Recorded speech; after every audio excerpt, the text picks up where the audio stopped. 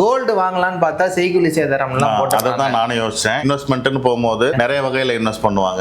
ஒரு சில பேர் வந்து லேண்ட்ல இன்வெஸ்ட் பண்ணுவாங்க, ஒரு சில பேர் வந்து கோல்ட்ல இன்வெஸ்ட் பண்ணுவாங்க, ஒரு சில பேர் வந்து ஷேர் மார்க்கெட்ல பண்ணுவாங்க. ஆமா. சோ இதுல எதுல பண்ணா நமக்கும் வந்துட்டு அது பெனிஃபிட்டா இருக்கும் அப்படின்றது கொஞ்சம். ஃபர்ஸ்ட் வந்து பாத்தீங்கன்னா லேண்ட் தான். பூமி எப்பயுமே உங்களுக்கு தங்கத்தை விட சிறந்தது. முதல்ல வந்து லேண்டு, ரெண்டாவது வந்து தங்கம், மூணாவது வந்து ஷேர் மார்க்கெட். உங்களுக்கு ஷேர் மார்க்கெட்ல இன்வெஸ்ட் பண்ற அளவுக்கு நாலேஜ் இருந்ததுன்னா, பட் நாம அதை பெருசா சஜஸ்ட் பண்றது இல்ல, அதனால நீங்க அதை விட்டுருங்க. இப்ப நீங்க தங்கத்துக்கு போனீங்கன்னா நீங்க வாங்குற தங்கத்துக்கு செய்கூலி சேதாரம் இருக்கு. வாங்கும் போது செய்கூலி சேதாரம் இருக்குது, விற்கும் போது வேஸ்டேஜஸ் தான் உங்களுக்கு போகுமே தவிர அதுல லாபம் வராது, அதீத லாபம் வராது.